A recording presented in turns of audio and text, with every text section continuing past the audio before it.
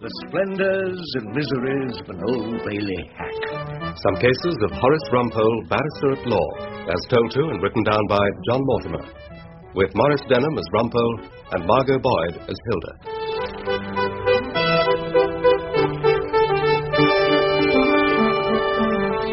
Rumpole and the Rotten Apple. Nothing shocks your Old Bailey judge more than a bent copper. There the judge is, his simple world proceeding nicely, with the villains committing enough crimes to keep his honour in business, and the public-spirited old Bill catching them and lobbing them neatly into the dock. And then, horror of horrors, a copper gets on to the wrong side. Coppers and villains spend so much time in each other's company that they often begin to look alike, as dog owners grow to look like their pets. And as King Lear put it in a neat phrase, handy-dandy, which is the justice, which is the thief. That was the point at issue in the case of dear old Inspector Dobbs of the detective force. I remember leaving Castle Rumpole, flat 13, Croxbury Mansions, Gloucester Road, for a conference with the inspector one soggy February morning, when I was submitted to a brief interrogation from she who must be obeyed. Will you be back late this evening? Will you be home early tonight, dear? I bloody well hope not. What did he say? Oh, really? Mr. Rumpole. My clerk Henry, the devoted servant who is also our master in our chambers at the Temple. If Henry says go, we go, even to the Uxbridge Magistrates' Court. Inspector Dobbs is in your room, sir, along with Mr. Morse from the instructing solicitors. All right. Have they caught up with you at last, Rumpole? Are you under arrest? Guthrie Featherstone, Queen's Counsel and middle-of-the-road Conservative Labour MP. Do I detect in his tone of voice a certain wishful thinking? No, not yet, Guthrie, my old darling. The inspector comes to me as a client. Like most of the rest of mankind, he's got himself into some sort of trouble with the law. Your letters, Mr. Rumpole. Oh, thank you. Diane, holder, I feel sure, of the world's slow typing record and permanent assistant to Henry. Oh, little brown envelopes. Communications from Her Majesty's Commissioners of Revenue. All the same, there's no need to throw them in the wastepaper basket, Rumpole. Oh, there certainly is, Erskine Brown. Reading communications from the Revenue only produces palpitations to the heart and quite unnecessary anxiety. You don't deal with the Revenue properly, Rumpole. I've just won a long battle with them on the subject of pinstripe trousers, which I say are absolutely necessary for our work at the bar. Erskine Brown is our expert on revenue law, good on figures and absolutely hopeless on bloodstains. I'm now deducting 2 pairs of pinstripe trousers a year. Oh. It's a perfectly legitimate claim, Rumpole. Has been recognised as such by the Inland Revenue. Would you like a nice cup of coffee in your room, Mr. Rumpole? Diane supplies a warmish brew which tastes faintly of meat extract. No, thank you, Diane. You might as well take advantage, Mr. Rumpole. You're paying regularly into the coffee money. No time for luxurious living, Diane. Inspector Dobbs is waiting for me. Inspector Dobbs. Mr. Rumpole. I never expected to see you in a defending barrister's chambers, Inspector. Good of Mr. Morse to bring you along. Inspector Dobbs has long been aware, Mr. Rumpole, of your talent for getting persons acquitted. I found it frustrating. Especially when you and I both know they're damn well guilty. Really, Inspector? Look, is it my talent for getting the guilty off that you'd like me to exercise in your case? I didn't say that, Mr. Rumpole. We met last year, didn't we, at Charlie Pointer's latest warehouse-breaking charge? Yes, you had a ridiculous win there, Mr. Rumpole. Because you went to the witness box and swore that he'd said it's a fair cop, Mr. Dobbs, when you first got him into the nick. Now, Charlie may break into warehouses, but he never admits it to the police. He was so incensed at the insult to his intelligence that he was determined to fight it. And you won. Now, if you hadn't put that little bit of guilt on the gingerbread, it might have been a verdict of guilty. Well, I can see we're never going to agree, Mr. Rumpole. I told Mr. Morse it was going to be hopeless. I'll not waste any more of your time. Agree? Of course we're going to agree. We've never been on the same side in court. Well, we're on the same side now. Why? What's changed? What's changed, Inspector Dobbs, is that you're in trouble. You caught a nasty disease. Now, just look on me as the doctor who's out to cure you. What disease is that? A little indictment for bribery and corruption. Oh, don't worry, though. The most that can happen to you is a spell in an open prison. That's where they send the bent coppers. Let's cheer up, Dobbs, my old darling. You can exercise your natural talent for hedge clipping and spreading manure. Come along, Mr. Morse. I'm not going to sit here and have Mr. Rumpole crow over me on behalf of the criminal fraternity. I think you should stay. Yes, come on, Inspector, come on. Good. Now, tell me the story. Well, I was surprised as anyone when Charlie Pointer asked to come and see me. He telephoned me at the station, suggested we had a Chinese together, and that Chinese what exactly? Meal, of course.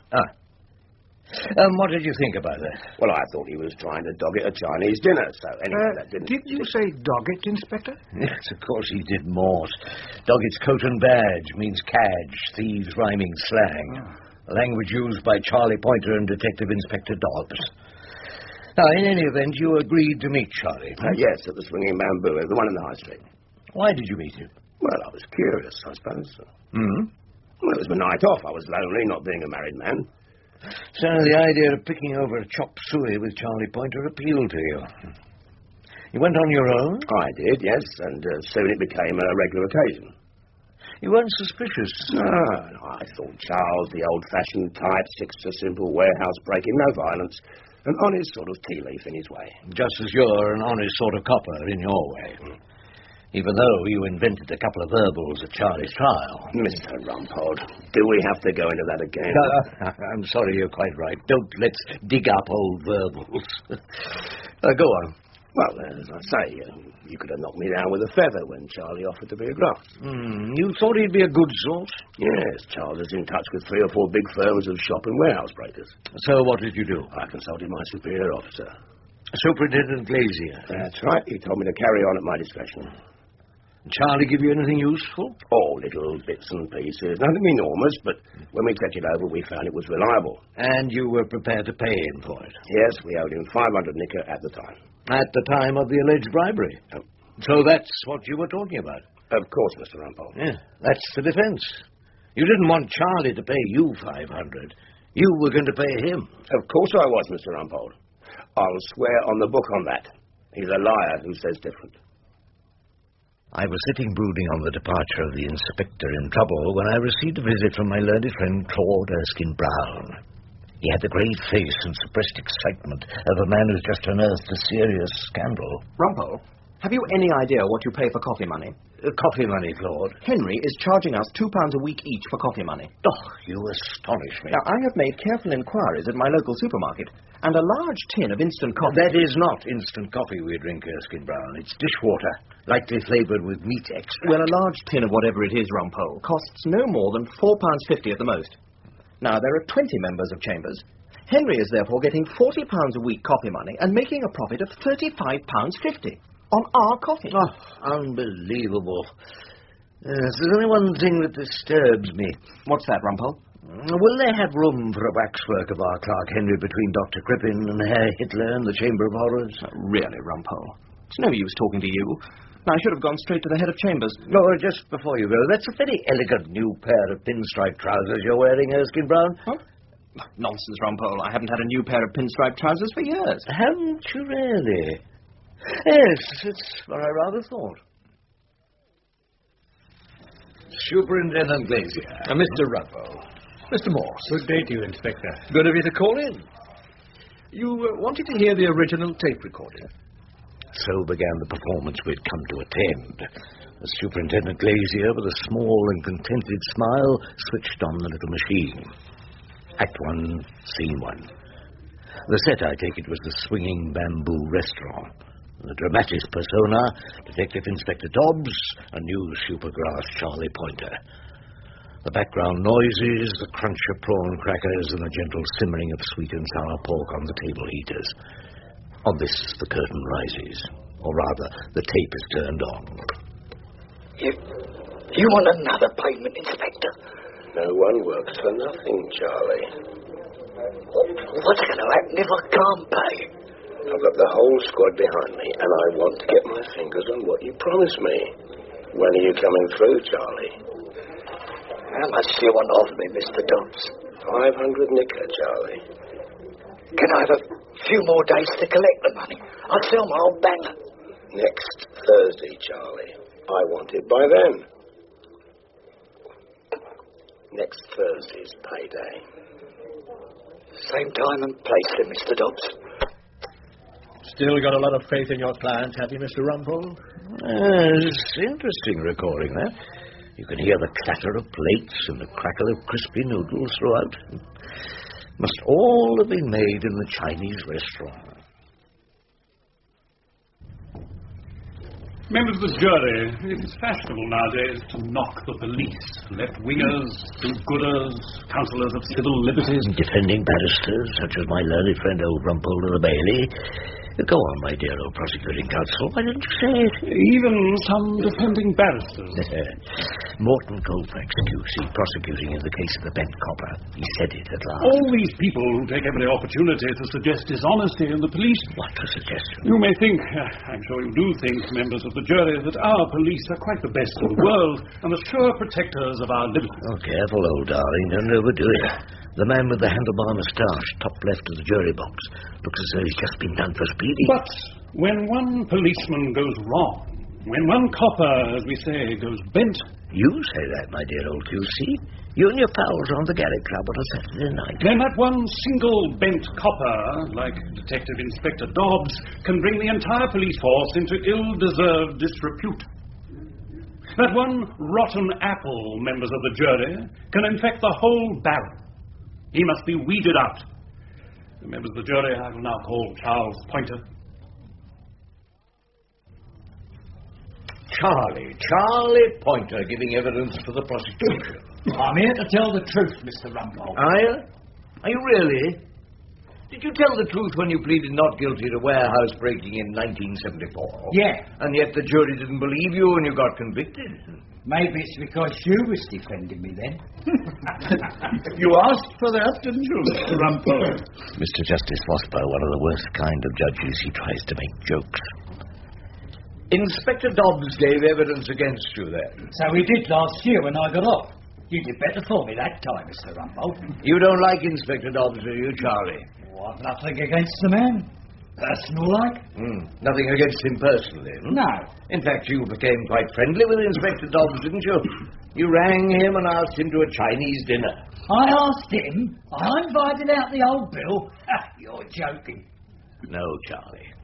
Inspector Dobbs' entire career is at stake in his 30 years of pension. I am not joking. Look, Mr. Rumpole, he came to see me.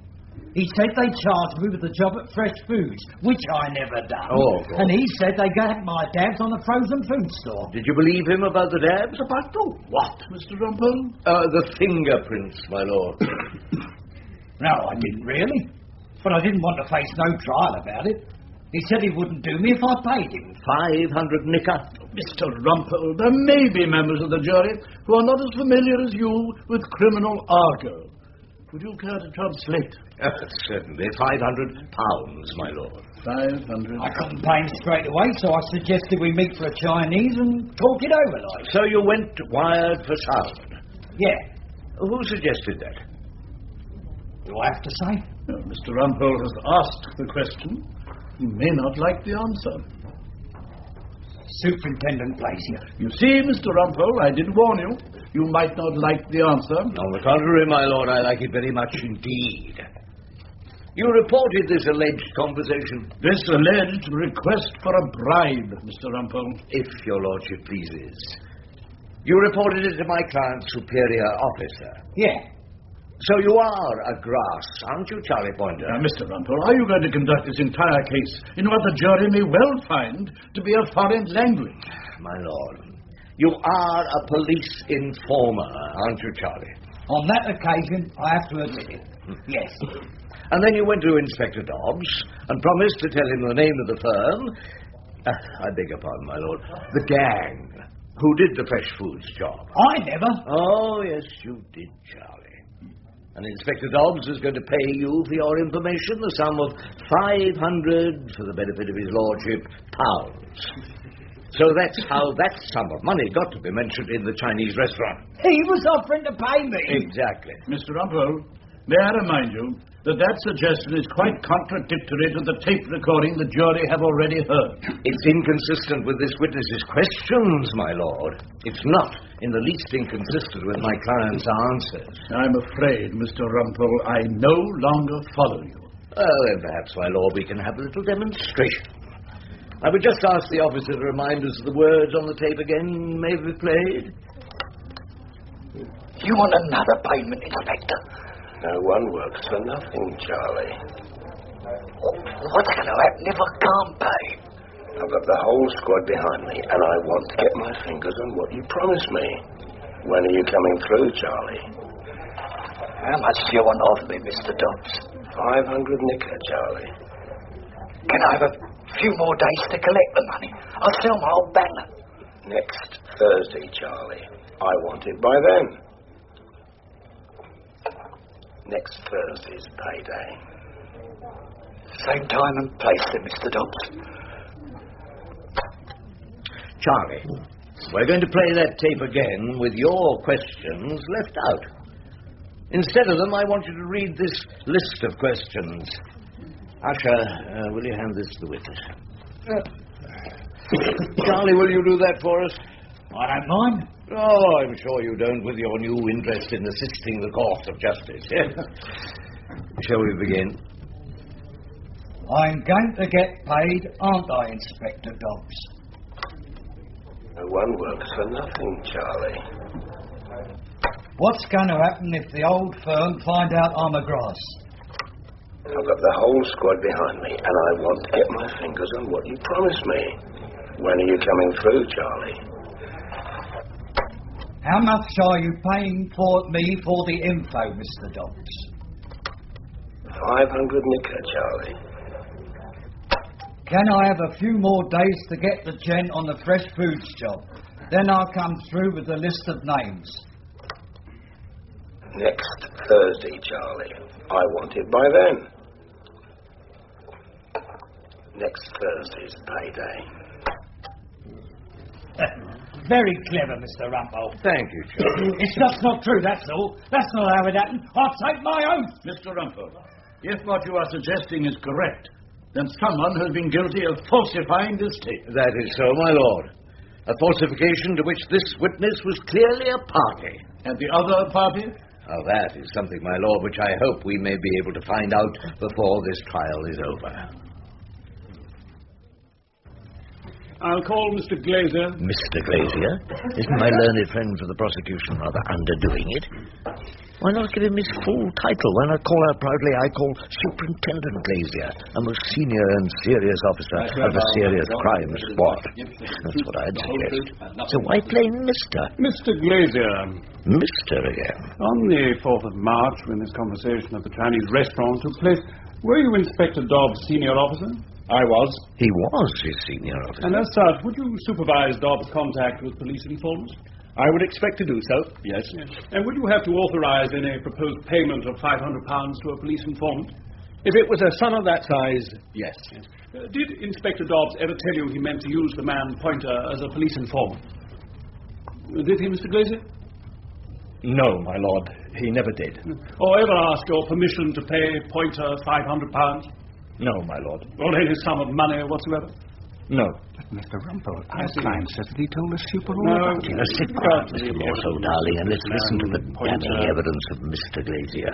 Now, Mr. Glazier, at the end of April, did the man Pointer come to you with a complaint against Inspector Dobbs? Yes, he did. Yes, and what was the nature of that complaint? Just a moment.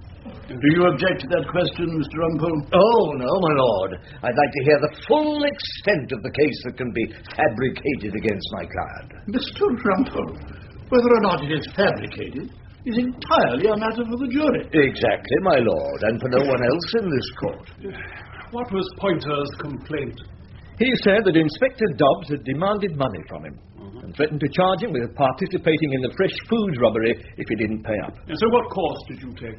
Well, I provided Pointer with a pocket tape recorder and asked him to keep an appointment with Dobbs in a Chinese restaurant, my lord. And as a result of that instruction, was this conversation recorded? Part of this conversation was recorded. Yes, thank you. No further questions. Mr. Rumpole, have you any questions to ask this officer? Just a few, my lord. Then I've no doubt the jury will be better equipped to understand your case after a little rest. 10:30 tomorrow morning, then. Members of the jury. Mortimer, old darling, I'll have to tear you away from your tomato plants. Things for you to do. May we draw now and give your attendance at 10:30 o'clock in the forenoon?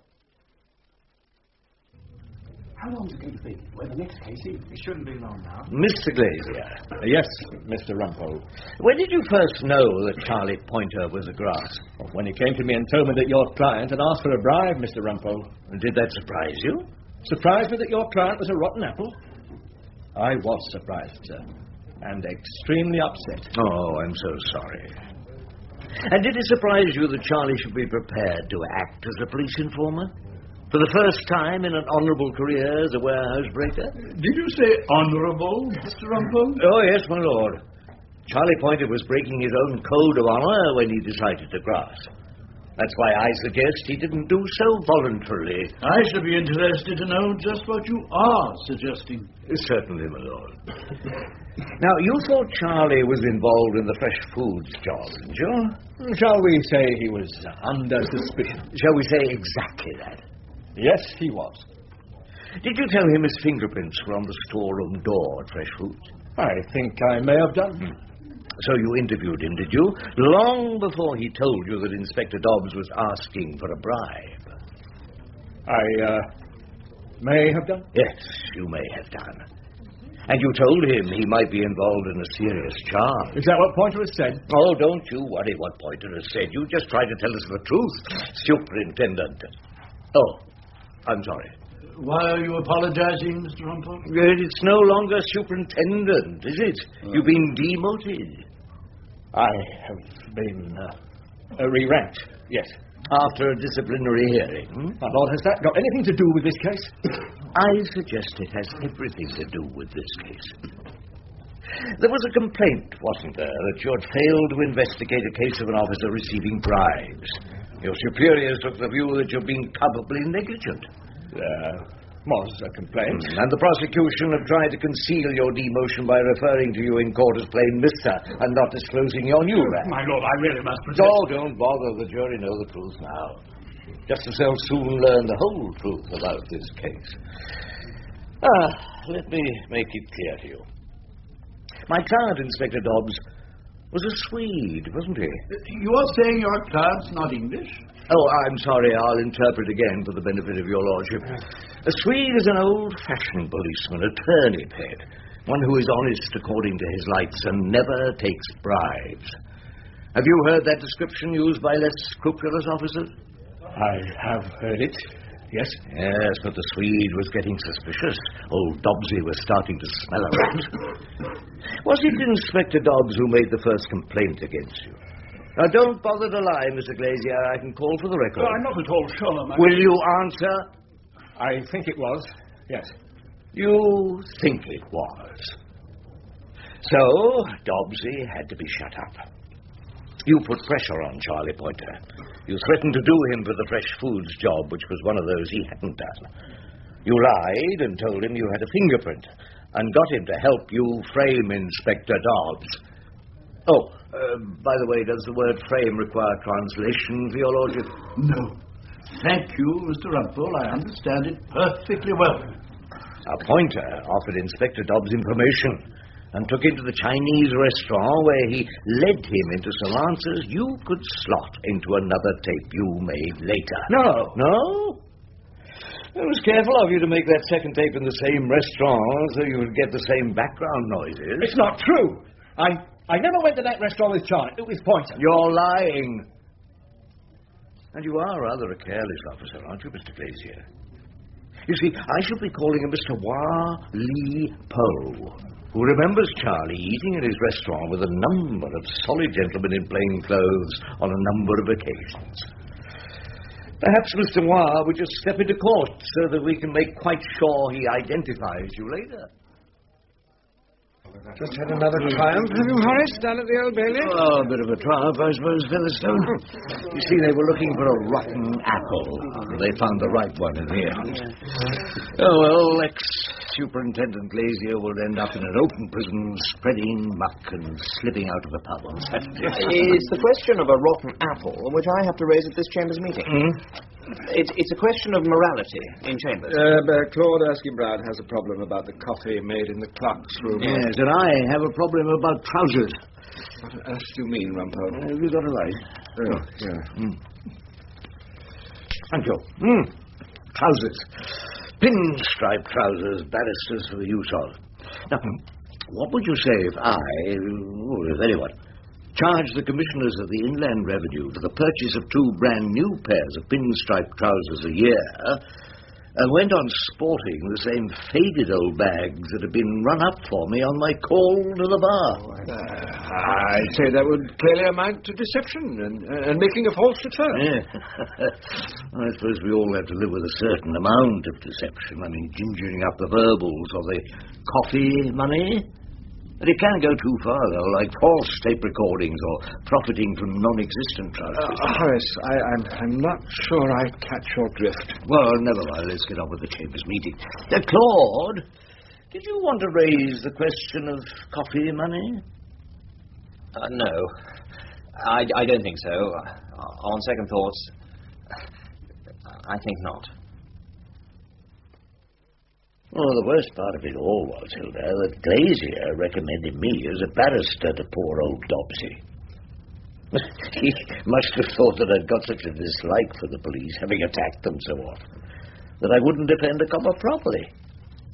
Doesn't he know my religious faith?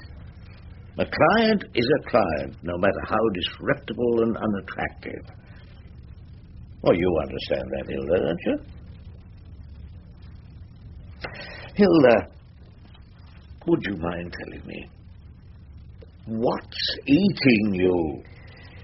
Oh, very well. It was your answer to my question. When? A month ago.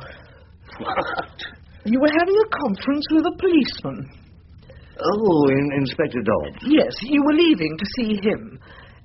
And I asked you, will you be home early tonight, dear?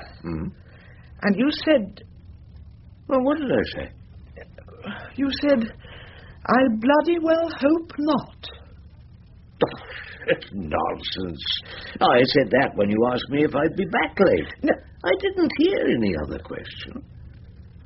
Rumpole, are you sure? Sure, of course I'm sure. No, it's the questions that are important, you see. Never the answers.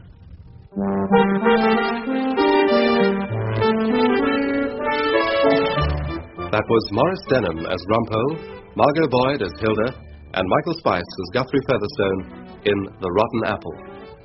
Mr. Justice Vosper was played by Robert Harris, Claude Erskine-Brown, Brian Carroll, Henry, Hayden Wood, Mr. Morse, Leonard Fenton, Morton Colfax QC, Jonathan Elsom, Diane, Rowena Roberts, Superintendent Glazier, Bernard Gallagher, Inspector Dobbs, Don Henderson, and Charlie Pointer, Arthur Lovegrove. Rumpole and the Rotten Apple was written by John Mortimer and directed by Peter King.